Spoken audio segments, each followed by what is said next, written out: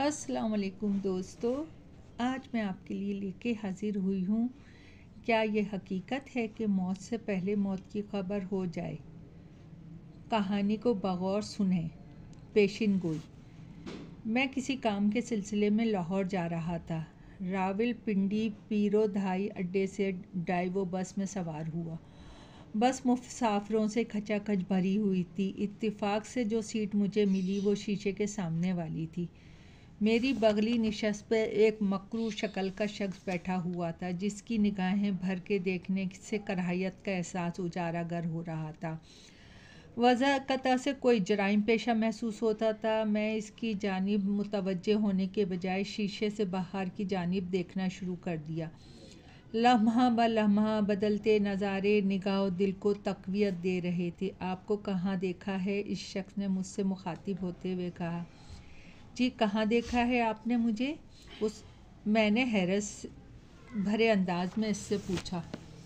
आप रावलपिंडी में वापडा में मुलाजिम तो नहीं हैं? उसने सवालिया अंदाज में पूछा। नहीं, मेरा इस महकमे से कोई ताल्लुक़ नहीं। मैंने इसे मसनूई मुस्कुराहट के साथ टाल दिया। चंद लम्हों के बाद इसने अपनी जेब से कीमती सिगरेट निकाली और मुझे ऑफ़र करते हुए बोला, आप लेंगे? जी नहीं, मैंने नरमी से कहा। मैं सिगरेट नहीं पीता।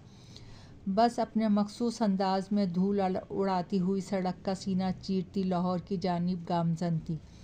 थोड़ी देर के सफ़र के बाद मुझे कुछ उकताहट सी महसूस हुई तो मैंने शीशे पे पर्दा डाल दिया। थकावट मेरे आसाब पे हावी होने लगी और मैं ऊँघने लगा। अचानक शोर से मेरी आँख खुल गई। अगली सीटों पे बैठा एक आदमी मुसाफिर कर्रा रहा था। ड्राइवर ने ज़ोरदार आवाज़ के साथ ब्रेक लगा के बस रोकी। इन बुज़ुर्गों को हार्ट अटैक हो गया है। एक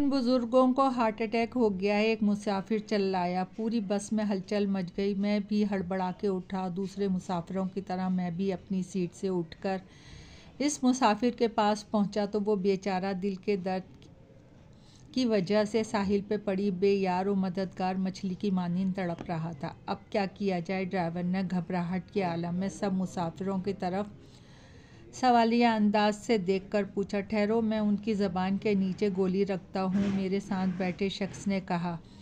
मेरे पास ये गोली मौजूद है। वो मुझसे पहले इस मुसाफिर के पास पहुँच चुका था। उसने मेरी तरफ मुतवज्जे होते हुए कहा, फ़ौरी तौर पर मेरे हैंडबैग की जेब से दवाओं का डब्बा निकाल लो। मैंने बिजली की मानींद लपक कर इसकी दस्ती बैग से रंग बिरंगी दवाओं का डब्बा निकाला और इसको दिया। इसने फ़ौरी तौर पे एक गोली झट इस मुसाफिर की ज़बान तले रख दी। लम्हों में तड़पता शख्स इस तरह पुरसुकून हो गया जैसे कोई बात ही नहीं हुई हो। शुक्रिया भाई, तुम मेरे लिए किसी फ़रिश्ते से कम नहीं हो। इस मुसाफिर ने आजिज़ाना तौर पे इसका शुक्रिया अदा किया। आज तो वाकई मैं मर चला था। तुमने मुझे मौत के मुँह से निकाल लिया। मैं इसे क्या समझा रहा था और वो क्या निकला। मेरा ज़मीर मुझे मलामत कर रहा था। वो तो फ़रिश्ता था। मैं अपने दिमाग से शर्मिंदगी का बोझ हटाने के खातिर इसके करीब गया और इससे कदरे शर्मिंदगी से माज़रत करते हुए कहा कि मुझे मेरे गुज़िश्ता रवैये की माफ़ी दे दें। मैंने अच्छा पड़ोसी होने का सबूत नहीं दिया। नहीं, आप बहुत अच्छे किया, इसने बुरा मुँह मनाए बगैर कहा। आजकल वैसे भी हालात ख़राब है। चोरी चकारी नौसरबाजी आम है। गुंडे बदमाश आम लोग, सादा लोग मुसाफिरों के रूप में शरीफ लोगों को बस गाड़ियों में लूट लेते हैं। बात से बात निकलती रही। मैंने अपना तारुफ के बाद इससे पूछा, क्या आप लाहौर किस गर्ज से जा रहे हैं? मेरे सवाल पे इसने चौंक के झुर्री ली और अपनी आंखों में उमड़ते आंसुओं के आगे बंद बांधने की कोशिश करने लगा। क्या बताऊं भाई, इसने भीगी आवाज़ में कहा। बड़ी मुश्किल में फंसा हुआ हूँ। मैं माफ़ी चाहता हूँ, मैंने माज़रत तलब लहजे में कहा। मैंने आपको दुखी कर दिया। नहीं, कोई ऐसी बात नहीं है, उसने अपनी पलकों पे आए हुए आंसुओं को साफ करते हुए कहा। बस आधे घंटे के लिए खारिया के मकाम पे सस्ताने के लिए रुक गई थी। उसने वहाँ नमाज पढ़ी और बाद में हम दोनों ने ड्राइवर के मखसूस होटलों में खाना खाया। मेरे बेहद इनकार के बावजूद उसने खाने का बिल दिया। मुख्तसर वक्फे के बाद बस दोबारा चली तो हम दोनों आपस में इस तरह घुल मिल गए जैसे हमारे दरमियान बरसों पुरानी जान पहचान मैंने इस बेतकल्लुफ़ी का फ़ायदा उठाते हुए इसे कुरेदने की कोशिश की। इसे ऐसा क्या गम आन पड़ा है जो वो इतना जवां मर्द होने के बावजूद आपदीदा हो रहा है। आपको देखकर और बातें करके यूँ महसूस होता है कि आप बहुत दुखी हैं। इंसान ही इंसान का मददगार होता है। किसी को अपना दुख कह देने से गम का बोझ हल्का हो जाता है। क्या आप अपने दिल का बोझ हल्का करेंगे? मैं कोशिश करूँगा कि आपके किसी काम आ सकूँ, मैंने शर्मिंदगी का अज़ाला करते हुए कहा। वो थोड़ी देर खामोश रहा, जैसे कहीं खो गया हो। उससे पहले कि मैं इससे कुछ पूछता, वो खुद ही अपने अंदर लिपटी कहानी शुरू करते हुए बोला, मेरा नाम फैज़ है और मैं गुजर खान में आढ़त का काम करता हूँ। एक वक्त था हम बड़े खुशहाल और पुरसुकून ज़िंदगी गुजार रहे थे। मेरा बाप एक बहुत पुराना आढ़ती था और दूसरा हमारा कुंबा सिर्फ 2 बच्चे यानी मैं और मेरा भाई असद पे मुश्तमिल था। माँ का कुछ अरसे पहले एक बड़ी बीमारी की वजह से इंतकाल हो गया था। घर में माशी आसूदगी खुशहाली का राज था। मैं मेडिकल का तालिब इल्म था, जबकि छोटा भाई बाप की दुकान पे उनका हाथ बटाता था। मुझे कारोबारी मामलात में दिलचस्पी ना थी। वक्त का पहिया अपनी रफ्तार के साथ चलता रहा कि अचानक हमारी तकदीर की कश्ती ने ऐसा भयानक अंदाज में पलटा खाया कि हम सब अचानक मुश्किलात के समंदर में डूबते चले गए। हुआ यूं कि वालिद साहब को डॉक्टर ने कैंसर तशख़ीस कर दिया। मर्ज़ की आखिरी स्टेज पे उनके इलाज मुआवजे पे कसीर सरमाया खर्च हुआ। भाई जो दुकान पे काम करता था वो इतना तजुर्बेकार और चालाक ना था। वो कारोबारी ऊंच नीच को संभाल पाता, इसलिए कारोबार हद से ज़्यादा नुकसान हो गया। अल्लाह अल्लाह करके वालिद साहब की ज़िंदगी हिचकोले खाती हुई बच तो गई, लेकिन हम माशी तौर पे तबाह हो गए। अब हमने नए कैंसर का सामना था। ये था सूदखोरों का कर्ज जो हमें ज़हनी और माशी तौर पे दीमक की तरह मानिंद तबाह और बर्बाद कर रहा था। मैंने मजबूरन मेडिकल की तालीम छोड़ी और अपने ख़ानदान को गर्दाब से निकालने के लिए मुलाजमत की तलाश शुरू कर दी, मगर तनख्वाह नहायत ही कम मिलती थी। एक दिन वालिद साहब के करीबी दोस्त बहुत अरसे बाद हमारे घर अपनी फैमिली के साथ आए। उनके साथ उनका बेटा अली और बेटी फ़ायज़ा थी। वो दरअसल मरी घूमने आए थे। इनकी फैमिली कदरे मॉडर्न थी। फ़ायज़ा अगरचे शक्ल सूरत की ज़्यादा खूबसूरत नहीं थी, लेकिन दौलत की चमक मेकअप ने इसे जुज़वी तौर पे खूबसूरत बनाया हुआ था। बट साहब मुल्तान में काफ़ी जायदाद के मालिक थे। सच्ची बात है, वालिद साहब की राल उनकी जायदाद पर टपक रही थी। हालात और वक्त की तकाज़ों ने वालिद साहब के दिल में तमा का आताश बेदार कर दिया था। उन्होंने मौका महल की नज़ाकत को भांपते हुए वक्त से फ़ायदा उठाया। क्यों ना हम अपनी दोस्ती को रिश्तेदारी में बदल दें, वालिद साहब ने एक दिन मौका पाके भट्ट साहब से कहा। देखो, मेरी बेटी आज़ाद माहौल में रहती है, ज़रा मॉडर्न है। भट्ट साहब ने कहा, आपके घर का माहौल ज़रा घुटा घुटा सा है। क्या आप इस सूरत हाल में मेरी बेटी को कबूल करेंगे? वालिद साहब ने फ़ौरन उनकी बात मान ली। भट्ट साहब में पसोपेश के बाद इन शराइत पे मान गए कि फ़ायदा की शादी असद के साथ होगी और वो घर दामाद बन के रहेगा। इसकी उन्होंने ये दलील दी कि वो अपनी बेटी को अपने से दूर नहीं कर सकना चाहते। इसके अलावा मुझे ऐसा ईमानदार शख्स की ज़रूरत है जो मेरी जायदाद की देखभाल बशमूल किराएदारी वगैरह के अमूर संभाल ले।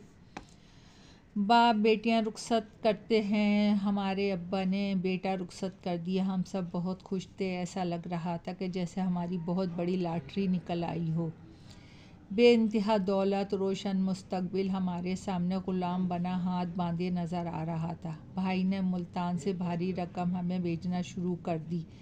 इससे हमारे बिगड़े माशी मसाइल सुधरने लगे। सूदखोरों का कर्ज उतरा, दुकान की नेस्ती ख़त्म हुई। इसे दोबारा आबाद किया। मैंने फिर से मेडिकल कॉलेज में मुनक़ता तालीम का सिलसिला शुरू किया।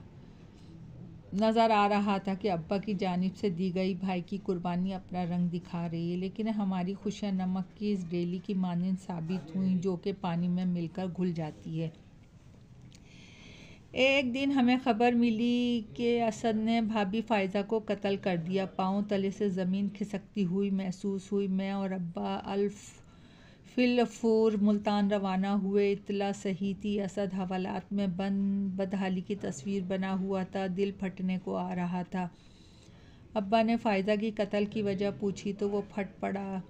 अब्बा, तुमने मेरी शादी नहीं की थी, बल्कि मुझे सुलगते हुए कोयलों पे नंगे पाँव खड़ा कर दिया था, असद भाई ने गुस्से से कहा।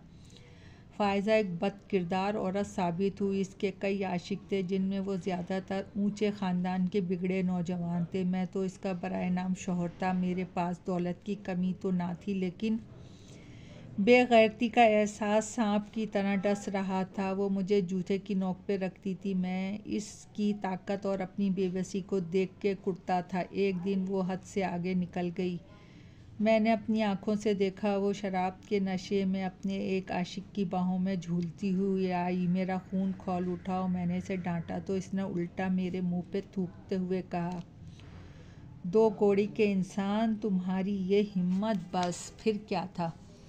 मैंने तैश में आके इसका गला घोंट कर इसे हमेशा की नींद सुला दिया और फिर इसके आशिक पर भी वार किया, लेकिन वो ज़ख्मी होके भाग गया। भाई के ससुर बड़े असर रसूख के हामिल थे। उन्होंने दौलत के ज़ोर पे कानून और पुलिस को अपनी मर्ज़ी के मुताबिक इस्तेमाल किया। हमने भी भाई की पैरवी अच्छे वकील से करवाई, लेकिन बिलाखिर जीत दौलत की हुई और हम हार गए। भाई को मौत की सज़ा हो गई। वालिद साहब को शायद अपनी ज़िंदगी में बेटे को फांसी के फंदे में लटकते देखने की सकत ना थी। भाई की अदालती मौत का हुक्मनामा वालिद की कज़ा का सबब बन गया। मैं अकेला रह गया। एक बार फिर से मेरी मेडिकल की तालीम मुझसे छूट गई। शायद कुदरत को मेरा डॉक्टर बनना पसंद ना था। अब भाई की सज़ाए मौत हाई कोर्ट और सुप्रीम कोर्ट से कन्फर्म हो चुकी थी। सदर पाकिस्तान के पास रहम की अपील की हुई है। अगर फ़ायज़ा का बाप मेरे भाई को माफ़ कर दे तो असद को ज़िंदगी मिल सकती है। मैंने भट्ट साहब के पास भाई की माफ़ी के लिए गया था। उन्होंने मुझे गालियाँ और धक्के दिए और कहा कि हमारे घर से निकल जाओ, लेकिन मैं फिर भी बेगैरत बन के पास रोज़ाना जाता हूँ और अपने भाई की ज़िंदगी की भीख मांगता हूँ। इसने रोते हुए कहा कि दुआ करो मेरा भाई किसी तरह बच जाए, लगता है लाहौर आने वाला है। मैंने चौंक कर बस के शीशे से बाहर झांक के देखा। फैज़ ने भी मायूसी के आलम में मेरी तरफ देखा और अफसुर्दगी से कहा, यार मैंने आपका खुशगवार सफ़र अपनी दुख भरी कहानी सुना के बदमज़ा कर दिया।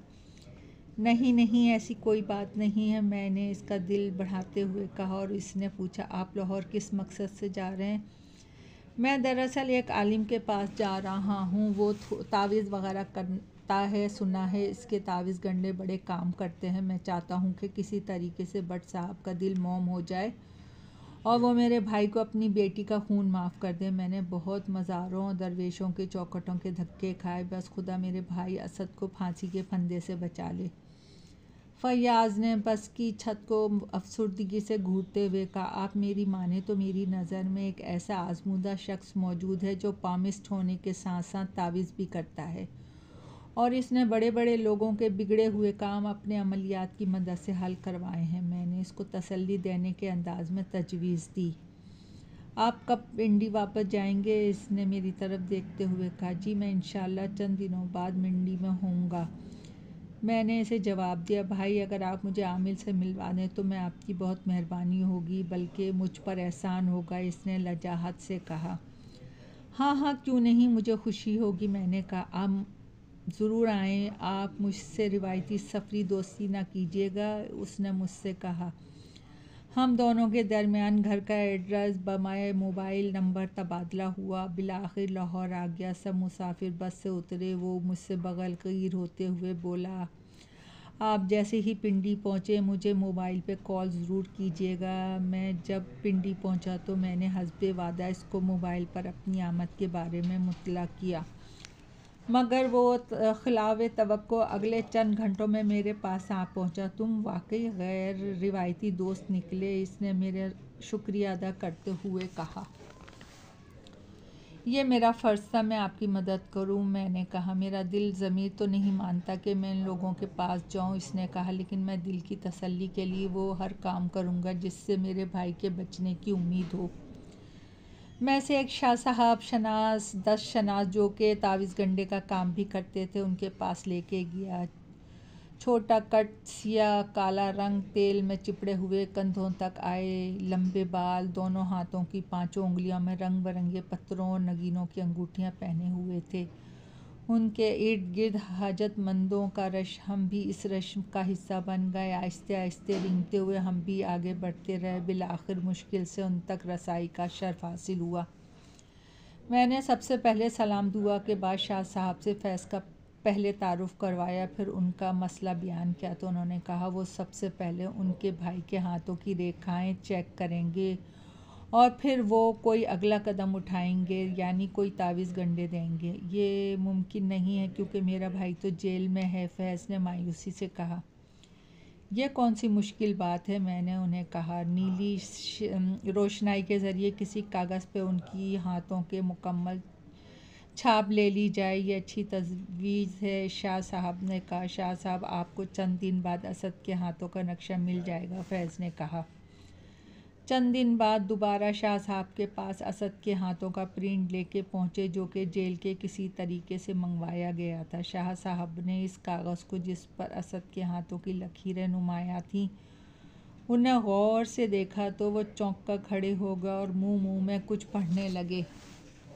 उनके माथे पे पसीने की बूंदें नुमाया हो गईं। तमाम हाजिर लोग हैरानी की तस्वीर बने उनकी जानिब देखने लगे। उन्होंने एक गिलास पानी मंगवा के पिया, फिर उन्होंने फ़ौरन बिजली की मानिंद फैयाज का हाथ पकड़ा और टिकटिकी बांध के देखने लगे। ओ खुदा, कुदरत का ये कैसा मजाक है, उन्होंने आसमान की तरफ मुँह करके कहा। जिसके सर पे मौत मंडला रही है, इसकी मौत तबाही है, यानी वो चारपाई पे अपने कज़ा खुदा के पास बाइज़्ज़त सुपुर्द कर दिया जाएगा, और जो ज़िंदगी के मज़े ले रहा है, यानी इसका ये भाई फैज़, इसकी मौत गैर तबाही और रोंगटे खड़े कर देने वाली है। अल्लाह हम सब को माफ़ कर दे, वही सब कुछ जानने वाला है, वही आलम गैब है। क्या बकते हो तुम, परले दर्जे के ड्रामेबाज मक्कार इंसान हो, तुम लोगों को बेवकूफ़ बना के लूटते हो, फैज़ ने तैश में आके चिल्लाते हुए कहा। अरे भाई, मुझे क्यों दोष देते हो, जो सच था वो मैंने तुम्हें बता दिया। शाह साहब ने तहम्मुल से इसका गुस्सा ठंडा करने की कोशिश की। मैंने अपने महदूद इल्म से, जो अल्लाह ने मुझे अता कर रखा है, जो अंदाज़ा लगाया वो कह दिया। अच्छा बुरे का मालिक तो सिर्फ अल्लाह है। इधर मैं सख्ते के आलम में इन दोनों की शक्लें देखने लगा। मैंने नेकी की, वो मेरे उल्टे गले पड़ गई। यार, तुमने अच्छे बंदे से मिलाया, फैज़ ने शिकवे के अंदाज में धूप उड़ाते हुए कहा। इस फ्रॉडिया ने उल्टा मेरी भयानक मौत की पेशन गोई कर दी। वो एक माना हुआ दशनास है, मैंने शाह साहब की वकालत करते हुए कहा। भाई, हम तो पहले ही परेशानी में मुब्तला हैं और इसने हमारी परेशानी पे मज़ीद तेल छिड़क दिया, फैज़ ने कहा। आओ देखा ना था, और मेरे हज़ार रोकने पर ना रुका और सेकंडों में वो मेरी नज़रों से ओझल हो गया। मैंने कई बार इससे मोबाइल के ज़रिए रब्ता करने की कोशिश की, लेकिन इसने इसे ही बंद कर रखा था। शायद वो मेरी कोई बात सुनने को तैयार ना था। इस बात को कई माह गुजर गए। इत्तिफाक से मेरा बैरूनी मुल्क का वीज़ा लग गया और मुझे रोज़गार के सिलसिले में सऊदी अरब जाना पड़ गया।